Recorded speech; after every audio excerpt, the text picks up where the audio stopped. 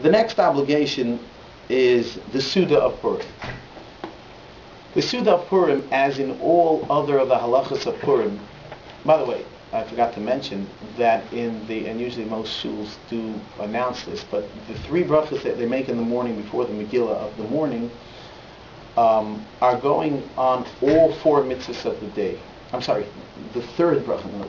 There's one bracha that is on the Megillah and one bracha is Sanisim, so those are just going on the Megillah. But the third bracha, which is on mitzvahs that come only once in a while, are going on all four mitzvahs of the day. So you have to have in mind that it's not just on the Megillah, but it's on all the other mitzvahs, Mishal Chmanos, Atanas Evyanim, and the Suda, and you have in mind that the bracha is going on all that. The Suda of Purim also has to be by day. Now here, somehow the minhag has come to be that it's done very late in the day, and sometimes last minute, and sometimes people, start the meal after the sun has gone down, which is in halacha it's a problem because it's not Purim anymore, and it shouldn't be that way. Someone wants to. I guess it's brought down in the place when there was such things as having the Purim Suda in the morning. It might not work that well, in our schedules because we want to run around a little bit and then you sit down and you drink a little and you can't do anything else. So it's come out. The minhag has come out to be that it's later on in the day. But the best thing is to have it, let's say, an hour or an hour and a half before the sun goes down. Maybe it doesn't have to be that long, depending on how quick you can eat. You can even a half hour beforehand. But that the main dish of the meal should really be before the sun goes down. That would be the right thing to do. It says in the poskim, as in any Suda, the right thing to do is to wash, and on bread, and also to have meat. Meat is a Suda, is a yantiv Suda. It's like a yantiv Suda. Oh, that's brought down. Real meat, red meat, basar behem, not basar oif. In other words, not just chicken, but real meat. And then, of course, it'll all be done before the sun goes down. The main part should be before the sun goes down. Of course, stretching it out to late at night is a minhag, and there's a lot to it. But the main part should be, in fact, by day. One of the minhagim of the Purim Suda is to eat kreplach.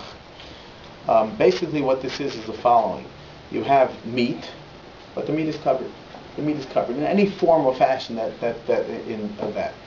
And the most basic reason why we do that, and many reasons brought down. The most basic reason why we do that is that Purim is like a halfway yontif. Purim is a day we're allowed to do malacha, we're allowed to do work on, we're allowed to drive a car on Purim as opposed to a real yontif. But yet it's not a weekday. We're not supposed to treat it as a weekday. It's a holy day. So therefore, we, so to speak, eat the meat, but we cover it over. We eat the meat, we cover it over, and therefore we have this. We call it Yiddish kreplach. In other words, this is dough with meat inside it. Others say the reason why is because it was a hidden miracle. It was a miracle that was not, if you didn't look deep enough into it, you don't see God there because it was nothing supernatural there. So that's another reason why it's covered over. But that's a minhag, and the stores sell them. It's they have some kind of covered meat food.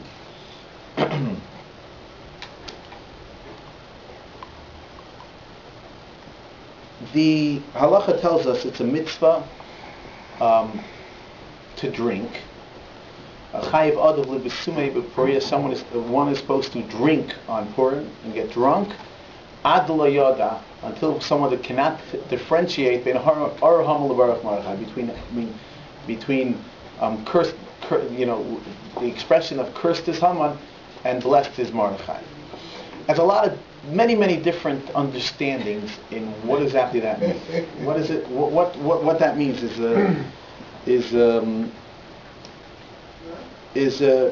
not so clear what it means.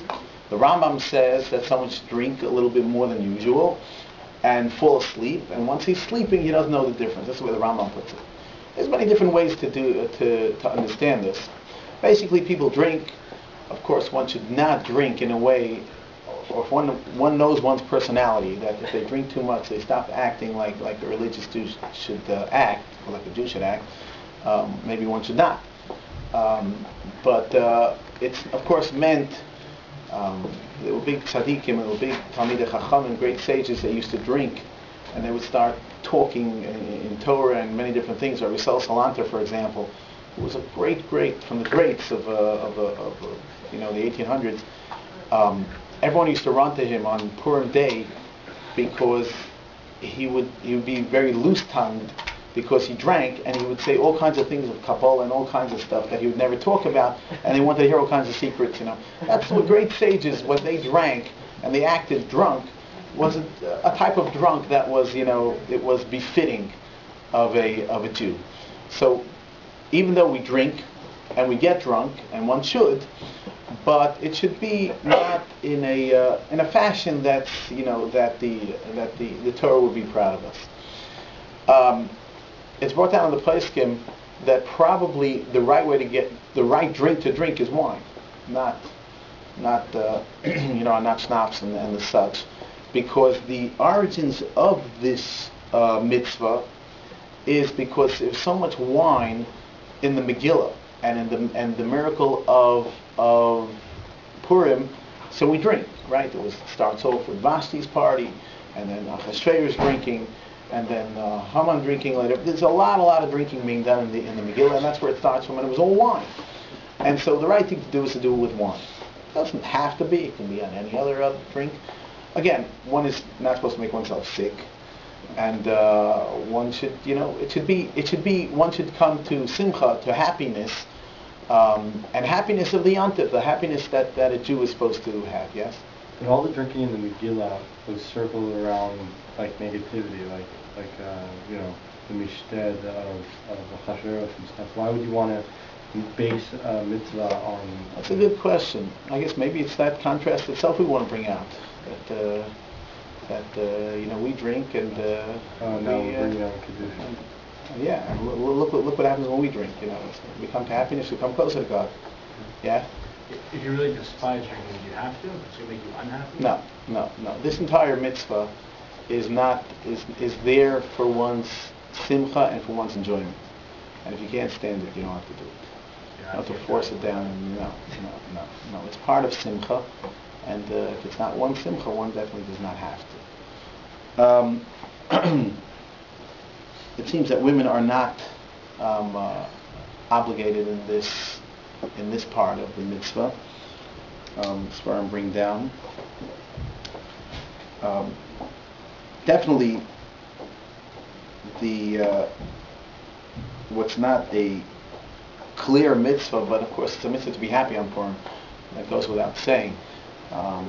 It's all mitzvahs based on merriment and based on the understanding of what Purim is all about. Purim is a day of liberation of Jews from the darkest moments they had, and it's something, in fact, in all the merriment we should adapt our own lives, that from our moments, and everyone's got their challenges and ups and downs in life, that God's there every generation to pull us out, and within all the halachos, there's of course that mood that a Jew is supposed to be in over Purim, and we're supposed to be merry, we're supposed to be happy, and that's the mode that a Jew is supposed to be. I guess that's basically the halachos and the background to Purim in a nutshell. Now, is there any questions? Yeah.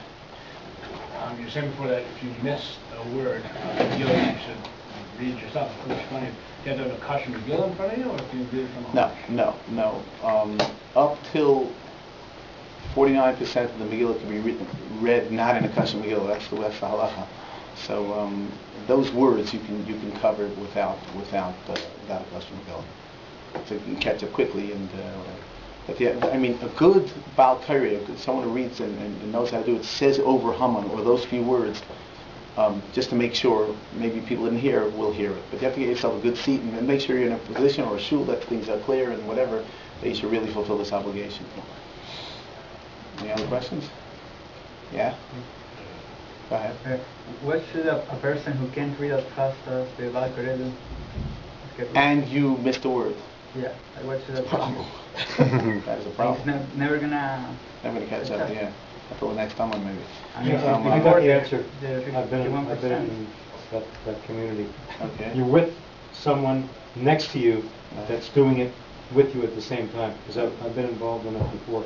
In other words, if you're sitting with them and you're reading the Megillah, and and they're doing it pretty slow, so you're bringing them right into it. You're following it, and you're telling them if he missed something, he's letting you know, and you're doing it for him. But they're doing it slow anyway. Yeah, But but doing it slow, you're not going to really have that big a problem. right, but sometimes there's If a they're doing noise it thing. quick, it's a problem. I mean, you have to Yeah. make sure you hear every word. If you're going to go to such a million, and doing it quick, you got to make sure you hear every word, or else you're really supposed to hear it over again. I mean, these questions come up, and people go and listen to the whole Megillah again. So it's important to make sure you have every word. Yeah. I just have two different questions. So what if you don't speak Hebrew, you don't understand Hebrew?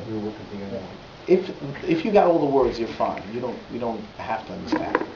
And the other thing is if you give somebody... I mean, it is a good thing to do. Yeah. 1 year, sit down and work it through. But to fulfill your obligation, you don't need to. Yeah. And what if you give somebody Shalach Manot and they give it away, like they give it to someone else? That's fine. You gave it to them. And what if, that's fine. You did what you're supposed to. In fact, most of the stuff... Yeah, no, a lot of the stuff is not even in on Purim, which is the original, and it's sent away. It doesn't matter. It's to bring out friendly, to bring, it's interesting, the Svarim, it's brought down in the commentaries.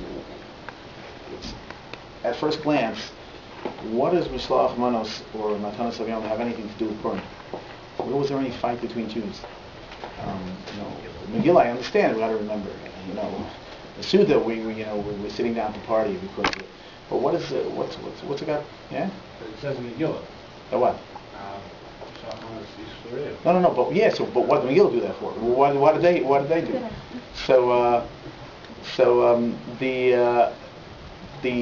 But it's Haman says to Achashverosh, "Yeshnai am echad nefusar u'mefariyad bein ha'amim."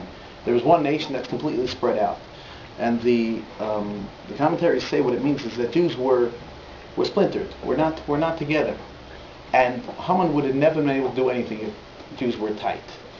He never would have been able to get anywhere near us, even if we weren't good. If Jews are tight with each other, Jews are friendly and close, he couldn't have gotten anywhere. He was only able to creep in because Jews were split up. And so that's the point of Mishloach Manos and Matanos Avion, to really tighten up your friendships, tighten up your, bring in the poor man, and that's really the point of it. So it's what he does with it afterwards, as long as the feelings are there, that's that's the point of it. Yeah. So then, to satisfy the obligation, you have to give to a Jew. Oh, for sure. Okay. Yeah. Just to be sure. Yeah. You have to do your due diligence, make sure the person's Jewish. Yeah. Two items. 2 items to a Jew. That's right. Yeah. It would be possible theoretically to give Shalach Manos and Matanos Avion beforehand, but on the condition that they don't actually acquire it until the day of. That the acquisition is only take here. Yeah, It's right interesting now, that whole shiloh with Yerushalayim, when I mentioned before, is because one of the earlier poskim says you can't give it before Purim because they might eat it up before Purim. So they said, but if you can set up some kind of system that you can't eat it till Purim, then it's fine. But that's questionable. In fact, if you set up a system and give it to someone else who's going to give it to him on Purim, that's better. That's the way we do our Matanos Avion. To give it to him and says you shouldn't acquire it on Purim is a little bit harder. The giving is not being done on Purim. So, yeah. The two portions need to be have two different brachas? No, I don't know where that comes from. I heard that as a child also, and it doesn't say it anywhere. It could be 2 apples. Well, apples. 2 different types of apples. It's questionable if it's 2 exact same things. It's a problem. It's questionable. The Mechaber and Shulchan Aruch says 2 types of meat, 2 meats, 2 pieces of meat, which is interesting. So the commentaries already say it should be 2 types of meat, one cooked this way and one cooked that way. But yeah, it doesn't have to be 2. It doesn't say anything in it. I don't know. It doesn't say it anywhere. And is there anyone, and you said that traditionally it's been meats and sort of right. real foodstuffs, but it's evolved into we usually get cookies and milk and like they're not Cookies meals. look a lot better Sorry? than candies and whatever. Yeah, exactly. But is it less fulfilling of the mitzvah? It's less fulfilling. It's still Less food. filling. It's still food, and it's still it's honestly it's less fulfilling. Interesting. I saw a whole question. Water, you might not. Someone sent out a Salach Manos one year, Salach Manos, and it was like this really fancy water bottle from who knows where, who knows how much it costs. But big question: if you ate it with water, if one of them is water, of course you got three things, and the third thing is water. It's not a problem. And if one of your two things is water, it could be questionable if it's Is that it? Okay, we should all have a Freilich and Purim, a merry Purim, and enjoy. We should be zeicha that Hashem should do with us nisim in our generation as He did to their generation.